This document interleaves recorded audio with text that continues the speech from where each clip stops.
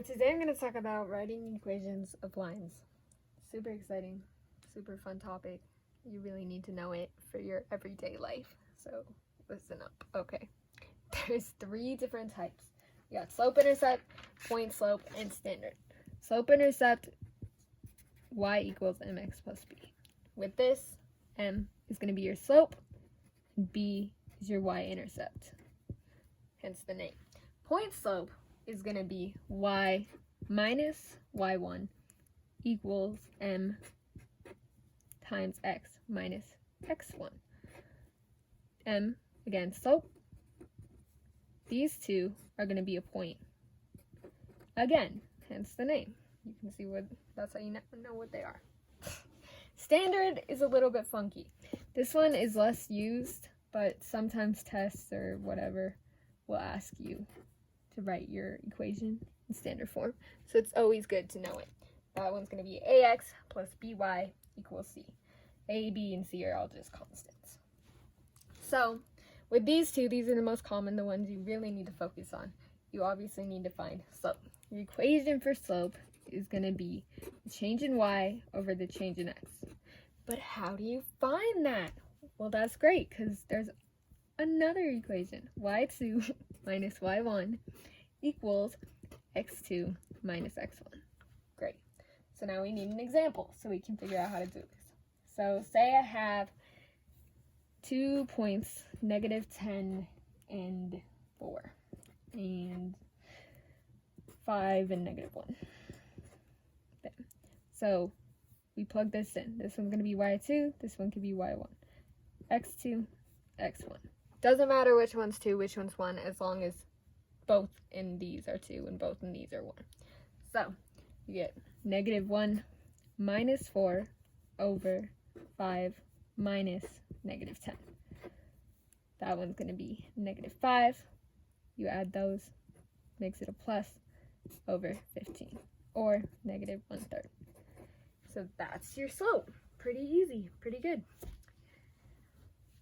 Next, you can plug this in to your slope-intercept or your point slope. We're going to start with slope-intercept because, again, that's the one I've always learned first. So y equals -1/3 x, let's add the 1, plus b. To solve for b, you need to be able to plug in your 2 coordinates, your 2 points. So I'll do 5 and -1. -1, you just plug the y in for the y, the x in for the x. -1 equals -1/3 times 5 plus b. So multiply that out. -5/3. Add that. 2/3. Not super great with fractions. It takes me a minute. But anyways, that's going to be your slope-intercept. Yay, we got it. So then we can write out that equation. Y equals -1/3 x plus 2/3. And there's your slope-intercept form. Easy peasy. From here, you can pretty easily find the standard form. You have your y already. Pretend this is like a 1. You have your x and you have your c. So you just switch them over to whichever side they need to be in. So 1y, or just y, plus or minus negative. It is plus. 1/3 x equals 2/3. So there's your standard form. Again, that one's kind of, no one really cares about it, in my opinion. But it's good to know, because sometimes people do. Point slope is the most useful, I would say. Again, we can plug in our slope into this. 1/3 x minus x1. And then we just plug in a point. So again, we'll use 5 and -1.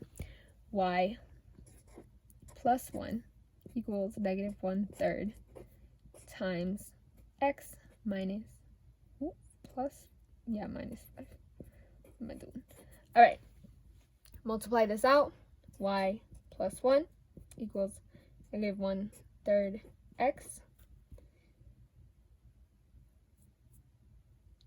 minus plus 5/3. From there, you can pretty easily, that's just your point slope form. That's good. What you had here before was point slope. You don't need, you just plug in your coordinate. You don't actually need to add or to multiply it out. This is how you get from there to your slope-intercept. So from there, you just have to solve for y, obviously, then. So y equals minus 1, negative 1/3 x plus 2/3. Bam, you got the same thing. Pretty easy. Pretty cool. So that's how you get all 3 equations. It's pretty straightforward. Practice it. You should be pretty good. It doesn't take too long. To find, next we need to find both parallel and perpendicular versions of these lines.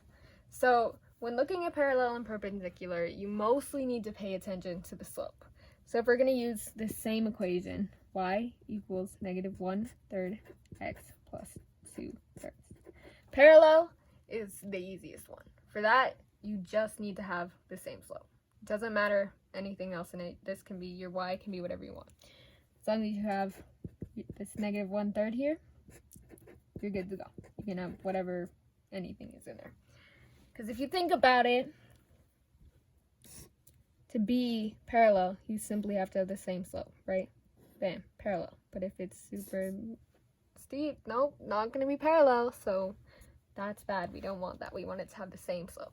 So that's pretty easy to find if you're asked for a parallel version of the line. If you're given 2 equations, check to see if they have the same slope. If they do, they're parallel. Perpendicular is slightly trickier. For this one, we'll still use the same thing. I might just switch to 5 because that'd be easier. We'll use this equation for perpendicular. Perpendicular, you need to find the reciprocal of your slope. Reciprocal means whatever you multiply by this to make negative 1. So negative 1/3 times 3/1 equals, multiply that out, get negative 3/3, negative 1. So you'll notice a pattern. It's always going to be, you flip the denominator and the numerator, and then you change the sign. So if it's negative, like in this case, it changes to positive. Positive, you change it to negative. Pretty easy. So that's it, basically.